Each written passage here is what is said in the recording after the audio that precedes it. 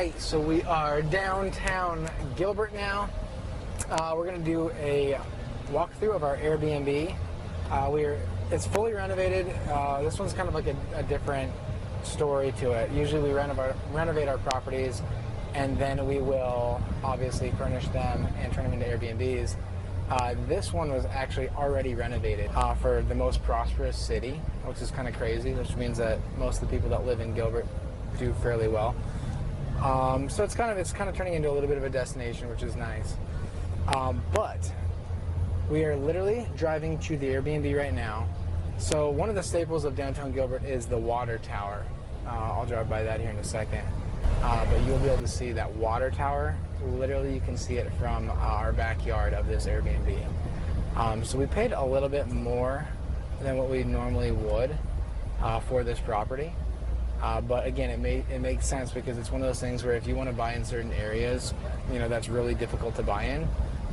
You've got to pay, more money for them. And so for Airbnbs, like those are the areas that do extremely, extremely well. And so it's like if you can make, how Jake and I viewed it is that if you can make, $3,000 cash flow every single month after all of your bills are paid on a property like that, you're willing to overpay for it because you're still making your money on, cap rate percentages. So that's why we bought it. But we just left downtown Gilbert, and right now we are pulling up to the property. So like I said, it's probably about a 30-second drive. And hold on, just like that. We are here. All right, so here we are. Here we are at our new baby in downtown Gilbert.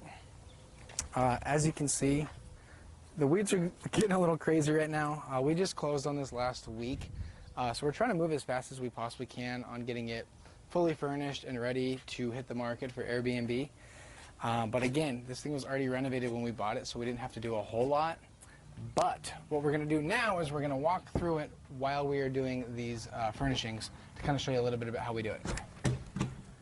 So how this process typically looks and works for Jake and I is we will spend a few days literally going through all these different stores, getting a bunch of furniture, to get the Airbnb ready. And then it usually takes a couple days just to kind of drop everything off, to kind of start getting it set up. We order a lot of our stuff, honestly, ahead of time, though. We'll order, mattresses, bed frames, just the stuff like that. Because a lot of times Amazon is the best place for that kind of stuff. It just comes in quickly, and you kind of know what you're getting after you've ordered them a few times. But yeah, so basically that's where we're at right now. We're in the stages right now of walking through the property, kind of deciding what we want to go where. So a lot of times it'll take me maybe 3-4 hours to kind of just sit down and be like, okay, where do I want everything? We tried some of the bigger, pictures on this wall over here, but it made the living room feel super small. So yeah, really just trying to get a vibe and trying to get a feel for every property that we do. That's what I really enjoy doing. So this one is going to be kind of just a fun, fun because it's downtown. A lot of the people that are going to be staying here are going to be coming from downtown, from drinking and everything. So we kind of want to make it just a fun pad to be at. So yes, we got rugs, chairs, blankets. We tend to do one of these blanket ladders on almost all of our properties. You want to make them hip. How Jake and I tend to do it is that we'll spend about 10 grand on furniture for almost every Airbnb that we do. So yeah, so we know a lot of guys that will do bargain hunting, and they'll try to do it for 2 or 3 grand to furnish a full house. And I mean, I'm not saying there's anything wrong with that. It's just not really our feel. It's not really our vibe. We would rather make it insane. We would rather spend a ton of money to try to make it look that much better, because you're going to get that many more bookings and you're going to get that many more people to stay every single time, and you're going to get good reviews. Throwing a bunch of just random shit in a house and it doesn't look good, you're going to get that in your reviews. And the reviews are going to say, oh, the value wasn't there. It seemed like I paid a little bit too much for what I was actually receiving. So that's why, again, we try to do really nice stuff in our properties. So we'll also be sure to do a final video when it's all done. But this one's cool too because it has a really awesome backyard area. They've got it to where you can pull your car up in the backyard because there's not a ton of parking here in downtown Gilbert. But again, I mean, the guy that we bought this from, like, he just killed it on the landscaping and everything. He did these vines and everything. We're going to get all those to spread out. So he actually set it up for a hot tub. So we're going to put a hot tub here. So this will be really cool for the winter time. And honestly, most of the times that people come to an Airbnb in Arizona is in the winter time. So in the winter, I know it's not like super, super cold, but it does get cold enough to where you can use a hot tub regularly. So yes, we got our table and chairs. We haven't set any of it up yet. We just dropped it all off out here. But yeah, man, it's gonna be cool. And so I'm not sure if you guys saw that water tower earlier, which is the staple of downtown Gilbert, but look at that, it's right there. So I mean, there's very, very few houses where you can literally see the water tower from your backyard. Pretty cool. So I mean, this honestly is a pretty small house. It's only 900 square feet, 2-bedroom, 2-bath. But I mean, you know, again, a lot of times what we've seen is for our Airbnbs is that those kind of smaller houses have done extremely well for us.